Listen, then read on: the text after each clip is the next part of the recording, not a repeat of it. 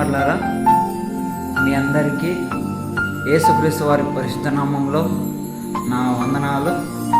ప్రియమైన దేవుని వాళ్ళారా, గమనించండి, ఈ వీడియో కొద్దిసేపు 4 లేదా 5 నిమిషాలు మాత్రమే కనుక దయతో ఈ వీడియోని చివరి వరకు చూసి మీ ఆత్మీయులకు, మీ బంధువులకు షేర్ చేస్తారని కోరుకుంటూ చివరి వరకు ఈ వీడియోని కంపల్సరీగా చూడాలని మనవి.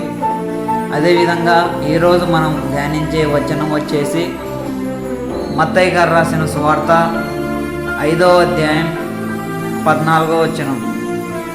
మత్తయి గారు రాసిన సువార్త 5వ అధ్యాయం 14వ వచనం.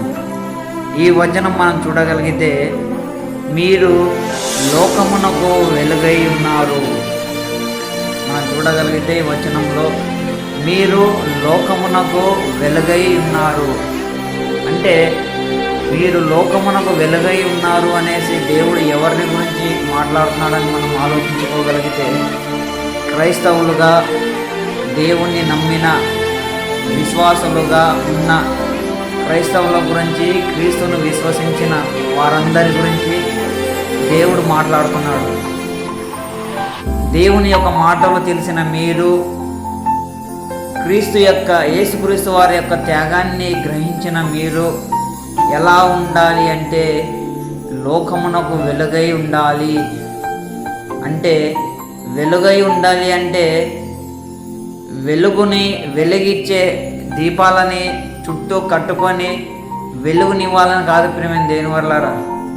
వెలుగు అంటే దేవుడు చెప్పిన మాటల్ని మనం గ్రహించిన మనం, దేవుడు చెప్పిన బాటని విశ్వసించిన మనం, యేసుక్రీస్తు వారి యొక్క మాటల్ని విశ్వసించిన మనం, ఆయన త్రోవలను ఎరిగిన మనం ఎలా ఉండాలి అంటే, ఒకరికి మాదిరిగా, ఒకరికి మార్గం చూపేవారుగా, చీకటిలో ఉన్న మనల్ని యేసుక్రీస్తు వారు ఏ విధంగా అయితే తన కృప చేత, తన ప్రేమ చేత మనల్ని వెలుగులోకి లాగి ఉన్నాడో, యేసుక్రీస్తు వారు ఏ విధంగా అయితే తన వెలుగుని మన పట్ల ప్రకాశింపజేసి ఉన్నాడో, అదేవిధంగా మనల్ని కూడా మీరు వెలుగై ఉన్నారు, మీరు వెలుగై ఉన్నారు, నా మాటలు తెలిసిన మీరు ఈ లోకానికి వెలుగై ఉన్నారన్న ఉద్దేశంతో దేవుడు మాట్లాడుతున్నాడు.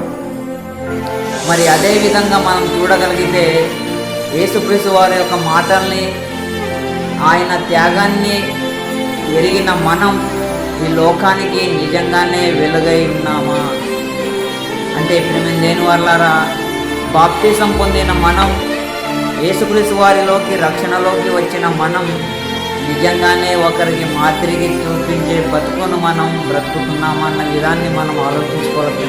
వల్ల ఒకరికి వెలుగులోకి రప్పించే వారంగా ఉన్నామా, ఒకరికి మేము చేసే ప్రవర్తన వలన, మేము చేసే క్రియల వలన, మేము చేసే పనుల వలన, మేము మాట్లాడే మాటల వలన ఒకరికి వెలుగులో నుండి చీకటిలోకి నెట్టేసే వారంగా ఉన్నామా? ప్రియమైన దేవుని వాళ్ళారా, ఆలోచించండి. దేవుడు ఎంతో ఉన్నతమైన వాడు. యేసుక్రీస్తు వారు తన కృప చేత, తన ప్రేమ చేత మనల్ని వెలుగులోకి ప్రకాశింపజేసి ఉన్నాడు. తన వెలుగుని మన పట్ల ప్రకాశింపజేసి ఉన్నాడు. మరి ఇంకా అదే వెలుగుని, యేసుక్రీస్తు వారి యొక్క వెలుగుని మనం, ఆయన మాటల్ని గ్రహించిన మనం, ఆయన రక్షణ భాగ్యాన్ని పొందుకున్న మనం ఇతరులకు మన వెలుగుని ప్రకాశింపజేసే వారంగా ఉన్నామా?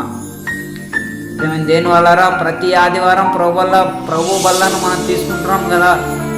ఎంతమందిని యేసుక్రీస్తు వారి గురించి, తన మరణ పునరుద్ధానం గురించి ఎంతమందికి మనం చెప్పగలుగుతున్నాం?